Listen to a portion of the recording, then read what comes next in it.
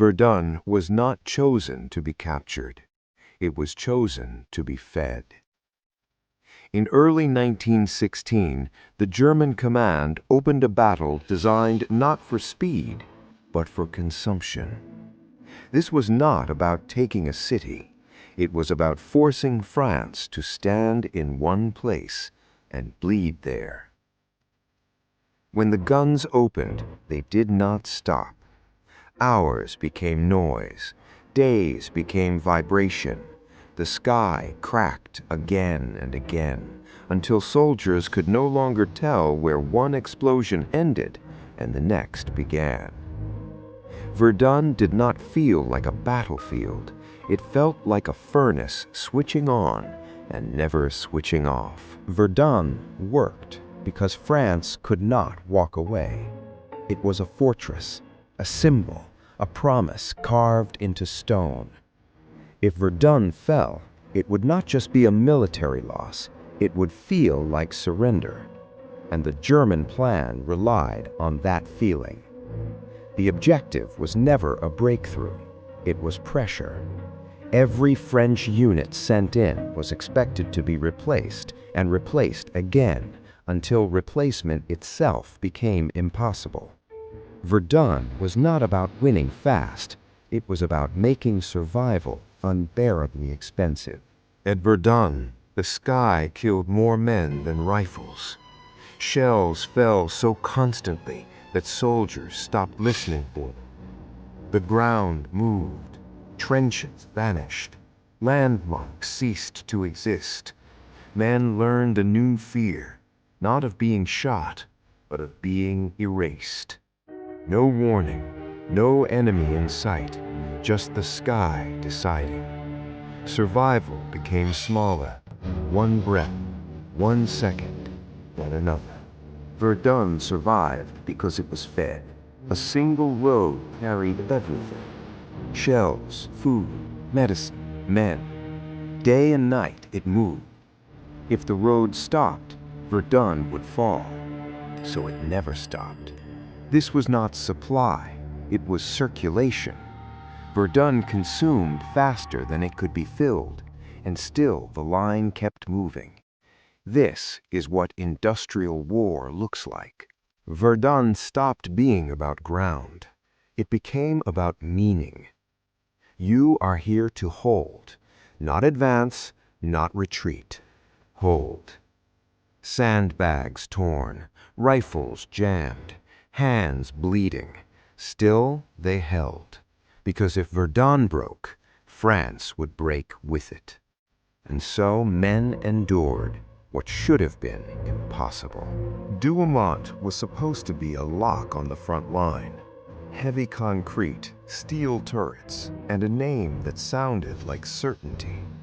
But Verdun didn't break rules the way battles usually do. It broke them quietly.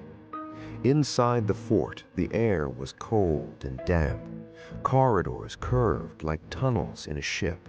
Sound didn't travel, it echoed. France believed this place could not fall. Germany believed France could not let it fall. And that belief was the trap. Then it happened in the most terrifying way possible. Not with a cinematic assault, but with confusion. Small groups, wrong assumptions, doors left unguarded, darkness doing the work. German troops moved in careful steps, rifles low, listening for anything that wasn't their own breathing. A fortress can be captured without a battle, if the battle already happened outside and the inside is simply empty. When word spread that Douaumont had fallen, it didn't just change a map, it changed temperature. If Verdun's strongest wall could collapse, then the rest of this place wasn't a front, it was a system, one that could swallow symbols as easily as men. And once the symbol fell, the counterattacks were inevitable. Because after Douaumont, France wasn't only defending ground, it was defending meaning. The fall of Douaumont did not end the battle. It detonated it.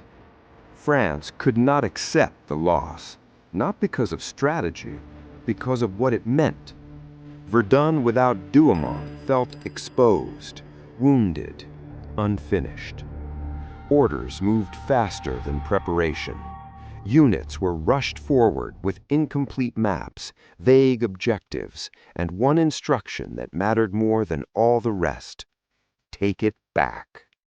The counterattacks did not begin with momentum. They began with confusion. Men advanced into ground that no longer had names, only craters. What used to be roads were lines of mud. What used to be landmarks were piles of shattered stone. Each attack gained meters, then lost them, then tried again. The terrain changed hands, but nothing else did. The same artillery, the same machine guns, the same bodies replacing the last wave. Verdun began to repeat itself: attack, collapse, replace, and with every cycle, the cost rose, not toward victory, but toward exhaustion. By the summer of 1916, Verdun was no longer a place, it was a condition. The battle crossed a threshold where destruction fed on itself. Artillery no longer supported movement. Movement no longer mattered. Shells overlapped so tightly that the ground never settled. Explosions erased the aftermath of the previous explosion. The battlefield stopped having a before and an after. Forests vanished first, then villages, then direction itself. Men did not advance into fire, they lived inside it.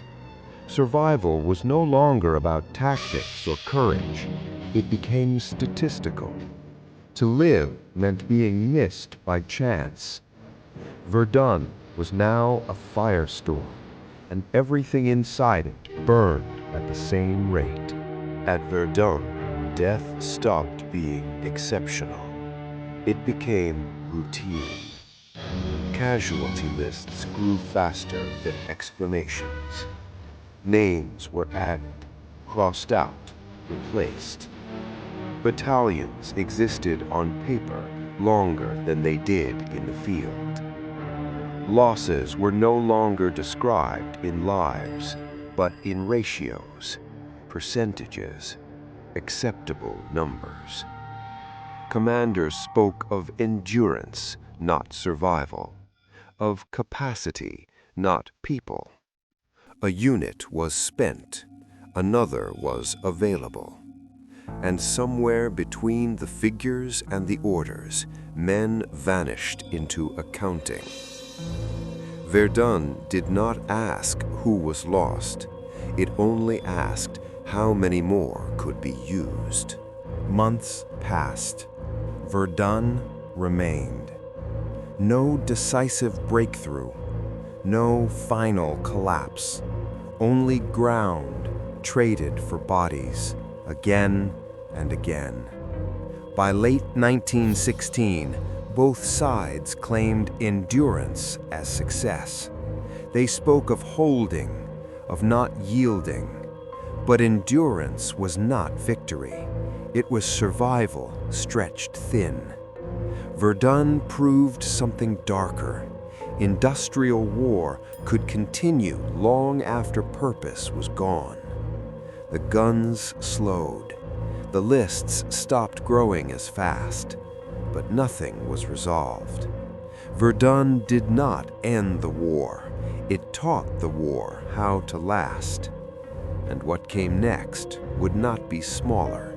It would be broader, louder, deadlier.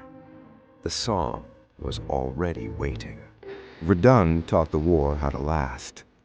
The Somme would teach it how to scale. By mid-1916, the battlefield widened. More men, more guns, more expectations. The plan was simple on paper. A massive bombardment to erase defenses, followed by infantry advancing across open ground. It was meant to break the stalemate, to restore movement, to end the waiting. For days, the guns fired without pause. Millions of shells fell in patterns so dense that commanders believed nothing could survive beneath them. The Somme was announced in noise, in vibration, in confidence. But when the whistles blew and the infantry stepped forward, the battlefield revealed what preparation had misunderstood. The war had not softened, it had learned. The bombardment ended not with silence, but with expectation. Whistles cut through the noise, short, sharp, final. Men climbed ladders carrying everything they owned, rifles, packs, hopes built on days of shell fire. They did not rush, they walked. The plan demanded order, straight lines, measured pace. Across no man's land, the ground looked broken, but quiet. Then the machine guns spoke, not in bursts, not in warning, in continuity. The first line fell almost immediately. Then the second moved forward, because stopping was never part of the plan. The Somme did not begin with chaos. It began with discipline meeting reality. July 1st, 1916 did not unfold as a battle. It unfolded as a calculation. By nightfall, the numbers were already beyond comprehension. Lines that had advanced in formation now existed only in reports. The plan had assumed destruction. What it met was survival. Deep trenches, intact wire, machine guns untouched by days of shelling. Men walked forward because the schedule required it. They fell where the ground allowed it. The first day did not end with a pause. It ended with lists. By sunset, nearly 60,000 British soldiers were casualties. Not after weeks, not after months, in a single day. The Somme had revealed what industrial war could do when belief outpaced reality. The shock did not arrive all at once. It settled. Reports came in fragmented, units missing, gaps where companies had been. Commanders searched for explanations that could preserve the plan. The wire had been underestimated, the bombardment misjudged, the enemy assumed weaker than reality. But the core problem was simpler and harder to accept. The war had changed faster than doctrine. What failed on the first day was not courage, it was assumption. And yet the decision was not to stop, it was to adjust and continue. The Somme was not declared a disaster, it was declared unfinished. After the first day, the Somme did not stop. It adjusted. Attacks became smaller, artillery more precise, objectives measured in yards, not breakthroughs. The language changed, so did the expectations. This was no longer about ending the war, it was about enduring it, while learning how to kill more efficiently. New tactics were tested against old defenses, creeping barrages, shorter advances, relentless pressure. The front moved, but barely. The casualties continued, constantly. By the time autumn arrived, the Somme had become routine, not victory, not defeat, a process. By late summer, the Somme demanded something different. Infantry alone could not cross wire and fire. Artillery alone could not hold ground. So the war searched for an answer that was neither man nor tactic, but machine. Behind the lines, something new waited. Slow, loud, unreliable, but armored. The tank was not built to be elegant. It was built to survive long enough to move forward, and that was already more than men could do. On September 15, 1916, the machines moved. They did not rush, they crawled. Steel shapes broke the line between trench and open ground. Bullets sparked and slid away. Wire bent. Men followed, not ahead, but behind. The battlefield froze, not in fear, but in confusion. Nothing like this had ever crossed no man's land before. The tank did not win the day, but it changed the question. The promise was real. So were the limits. Engines failed, tracks broke, crews choked on fumes. Some tanks stopped within minutes, others became targets. The battlefield did not transform overnight. It resisted. The machine could survive bullets, but not terrain, mechanics, or time. Still, something irreversible had happened. The war had invited steel to replace flesh. Even failure teaches. Officers studied reports. Engineers adjusted designs. Tactics bent around steel. The tank would not be abandoned, it would be refined. The Somme did not end with machines, it began with them. The Somme did not deliver victory, it delivered transformation. Men still fought, men still died, but from this point on, they would not fight alone. Steel had entered the equation, and it would never leave.